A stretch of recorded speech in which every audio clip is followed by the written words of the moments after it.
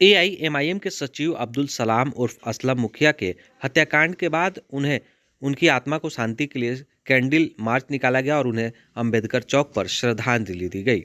इस दौरान हजारों लोग उन्हें कैंडल लेकर श्रद्धांजलि देने पहुंचे हुए थे। वहीं पहली बार उनके पुत्र अनस सलाम ने हत्याकांड के बारे में कुछ बताया है।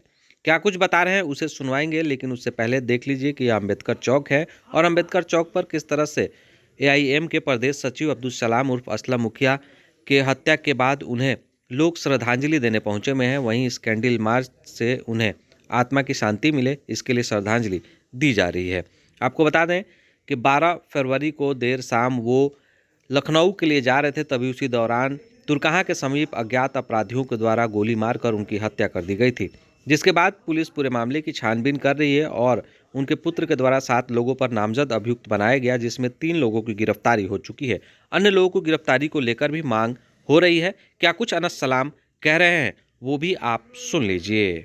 देखिए, हमने एफआईआर के माध्यम से स्पष्ट गोपालगंज प्रशासन को मैंने बता दिया है लिखित में ही कि मेरे पिताजी की हत्या जो है स्पष्ट है कि राजनीतिक वर्चस्व के लेकर मेरे पिताजी की हत्या हुई है, इसमें से कहीं किंतु परंतु नहीं है। और गोपालगंज प्रशासन से हमारा ये भी मांग है कि अन्य जो अभियुक्त है उनकी जल्द से गिरफ्तारी हो, उनकी घर की कुर्की हो। और प्रशासन से मुझे उम्मीद है और एसपी साहब से और एसडीपीओ साहब से मुझे यकीन है, उम्मीद है कि मुझे न्याय दिलाएंगे। लेकिन उनसे यही रिक्वेस्ट है कि जो भी कार्य हो थोड़ा जल्दी हो, नहीं अगर तो फिर मैं गोपालगंज जितने भी मेरे मीडिया बंधु हैं सबका मैं एक बैठक कर प्रेस कॉन्फ्रेंस करके गोपालगंज वासियों के अपने लोगों को मैं बुलाऊंगा और गोपालगंज में एक बहुत बड़ा मैं आंदोलन करूंगा जो इतिहास में अब तक उतना बड़ा। और ये भी है, अगर 5 से 6 दिन में अगर कुर्की का प्रोग्रेस नहीं किया जाता है, गिरफ्तारी नहीं होती है, तो मैं यही अनिश्चितकालीन धरना अम्बेडकर चौक पे भूख हड़ताल पे अनिश्चित करना धरना पे हम बैठेंगे। क्या कोई विवाद था या क्या लग रहा है, क्यों हत्या हुई? देखिए, उनका हत्या में तो बोला कि स्पष्ट है कि उनकी राजनीतिक वर्चस्व के लेकर उनकी हत्या की गई है। और उनकी हत्या में साजिशकर्ता में मैं तो पंचायत स्तर से लेकर जिला स्तर से लेकर बिहार स्तर का लोगों का इसमें संलिप्तता, इसमें से कहीं इसे नकारा नहीं जा सकता। लेकिन प्रशासन देखिए इस पर क्या कार्रवाई कर रही है, किन लोगों को इस बीच में मैंने अन्य लोगों का भी नाम दिया है और कुछ पार्टी का भी नाम दिया, उस पर प्रशासन जांच कर रही है। मुझे उम्मीद है मुझे न्याय मिलेगा। क्या लग रहा है प्रशासन जिस तरह से जांच करिए, भरोसा है कि न्याय मिलेगा? जी, भरोसा है मुझे न्याय मिलेगा। तभी तो मैं अभी तक बहुत शांतिपूर्ण तरीके से मैं अपना गुहार लगा रहा हूँ और सबसे निवेदन कर रहा हूँ। और आगे देखिए प्रशासन इस पर क्या कार्रवाई करती है। सुरक्षा से लेकर हम संतुष्ट नहीं है, क्योंकि अपराधियों जो भी अभियुक्त हैं उनको लगातार में मेरे पिताजी और मेरा तो लगातार उन लोगों का शुरू से टारगेट रहा ही है। और मेरे पिताजी का तो जान और हत्या कर ही दी गई है। मुझे भी डर है कि कहीं ना कहीं मुझे भी अटैक किया जा सकता है, मुझे भी अपराधियों द्वारा जान ली जा सकती है।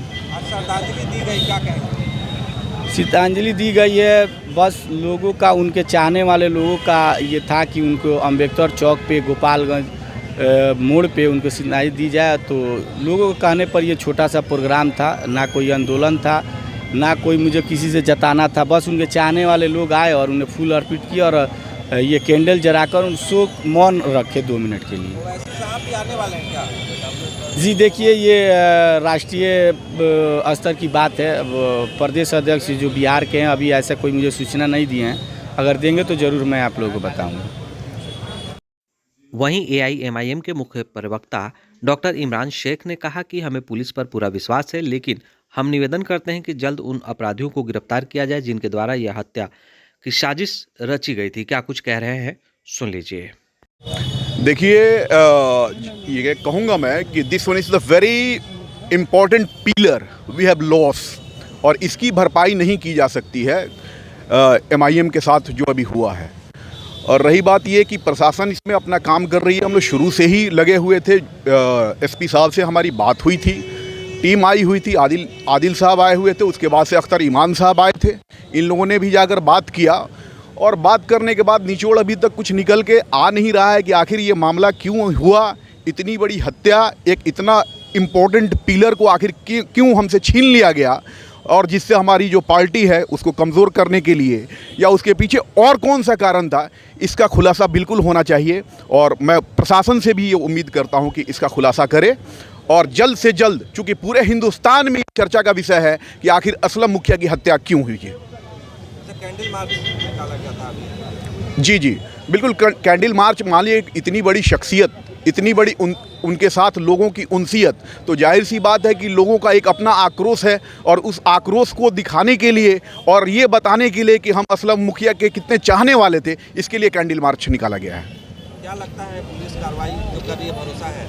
हाँ बिल्कुल, हमें प्रशासन पे पूरा भरोसा है, और प्रशासन जो है वो हर एस्पेक्ट को मिलाकर और जो जांच कर रही है। और मैं ये चाहता हूं कि भले देर आयद लेकिन दुरुस्त आयद, कातिल और कॉन्स्पिरेसी क्रिएटर ये दोनों जो हैं उनको पकड़े पुलिस, और ताकि आगे जो है MIM के किसी भी व्यक्ति की, MIM से जुड़ा हुआ कोई भी साथी की हत्या ना हो। घटना को किस तरह से देखते हैं आप?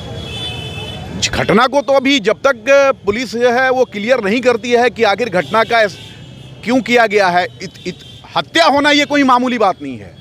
अगर हत्या किया गया है तो ये क्यों किया गया है, किसी एक चिराग को बुझा दिया गया है, किसी एक ज़िंदगी को छीन ली गई है। अनस सलाम जैसे 2-3 भाई हैं, उनको जो है वो क्या नाम है अनाथ कर दिया गया है। तो ये इसको तो हम बहुत ही निंदनीय, इसकी जितनी निंदा की जाए उतनी कम है। वहीं युवा नेता सदमान अली भी दुख जताया और उन्हें साफ तौर पे कहा कि अपराधियों को हर हाल में गिरफ्तार होना चाहिए। अपराधियों ने भय पैदा कर दिया है और इस तरह की घटना बहुत निंदनीय है। देखिए, असलम मुखिया जी का विगत 4 दिन पहले हत्या हो गया था।